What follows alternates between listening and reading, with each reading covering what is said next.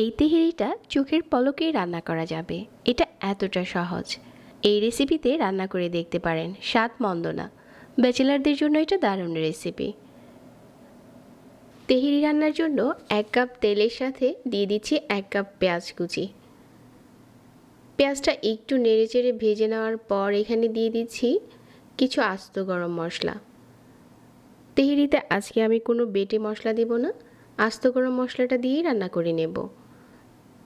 এখানে নিয়েছি এলাচ, দারচিনি, লং, গোলমরিচ আর হচ্ছে অল্প একটু জয়ত্রী। এটাতে তেহেরিতে দারুণ একটা স্মেল আসবে। এই গরম মশলাটা পেঁয়াজের সাথে ভালো করে ভেজে নিচ্ছি। তারপর এখানে দিয়ে দিচ্ছি 1 টেবিল চামচ আদা বাটা আর 1 টেবিল চামচ রসুন বাটা। আদা রসুন বাটাটা খুব ভালো করে পেঁয়াজের সাথে মিশিয়ে নিচ্ছি। এখন এখানে দিয়ে দিচ্ছি ছোট ছোট টুকরো করে কেটে নেওয়া 1 কেজি গরুর মাংস, আর এখানে দিয়ে দিচ্ছি 10-12টার মতো কাঁচামরিচ মাঝখান থেকে ফালি করে নেওয়া। হাফ চা চামচ দিয়ে দিচ্ছি লাল মরিচের গুঁড়া। এটা অপশনাল, চাইলে কেউ স্কিপ করতে পারেন, তবে দিলে টেস্ট ভালো আসে। স্বাদ মতো লবণ দিয়ে দিলাম আর 1 টেবিল চামচ দিয়ে দিচ্ছি গুঁড়া দুধ। কেউ এখানে গুঁড়া দুধটা দিতে না চাইলে লিকুইড মিল্কও দিতে পারেন। 1 চা চামচ দিয়ে দিচ্ছি বাদাম বাটা। বাদাম বাটাও চাইলে স্কিপ করতে পারেন যদি হাতের কাছে না থাকে। এখন ঢাকনা দিয়ে ঢেকে দিচ্ছি আর মাংস থেকে যে পানিটা উঠেছে ওটা দিয়েই কষিয়ে নিচ্ছি।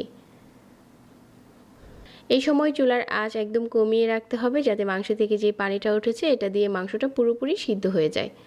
এভাবে করে বেশ কিছুক্ষণ রান্না করে নিয়েছি আর এখন মাংসটা পুরোপুরি সিদ্ধ হয়ে গেছে। মাংসটা পুরোপুরি সিদ্ধ হয়ে যাওয়ার পর ছোট ছোট টুকরো করে নেওয়া আলু দিয়ে দিচ্ছি এখানে 2টার মতো। আবারও ঢাকনা দিয়ে ঢেকে দিলাম কিছুক্ষণের জন্য।